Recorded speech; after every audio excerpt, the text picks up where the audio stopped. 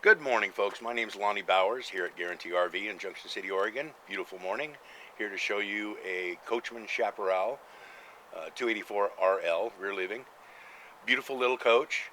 For a small coach, it's very roomy. Good underbelly storage in the front. In the very front, you also have more storage. It's a 3-slide coach. Nice large awning in the front. You have an outdoor kitchen in the rear slide. Solid steps. This is a 4-point leveling system on this coach. Just bright and airy on the outside, very bright and comfortable on the inside. Okay, folks, the first thing you're going to notice when you walk into this coach is the light, airy feeling. Lighter countertop, solid surface, of course, lighter flooring, medium cabinets. Creates a nice open feeling, light and bright. Speaking of lights, there is 25 lights on the rear section of this coach. So you've got lots of overhead lighting in all your slides, in the living area itself, over the couch, television, and dining area. You have a nice pantry next to the refrigerator, nice and deep. You can see over the shelves, so you're not searching for stuff in the back without being able to visualize. This particular coach has an electronic ignition stovetop. You've got 4 drawers to the left of the stove. You've got a nice big pot and pan drawer underneath the oven.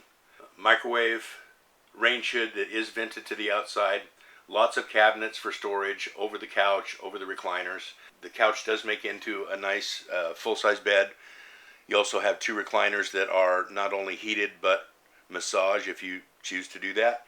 Nice large television over a fireplace. Fireplace will heat the unit. You have extra storage on either side of the fireplace. Drink holders on both ends of the couch as well as in the recliners. You have a little storage cabinet behind the dinette that goes behind the television. Nice dinette table and chairs. There is storage under the table as well as under all 4 chairs. Chairs maybe you use for place settings, table, games, things like that.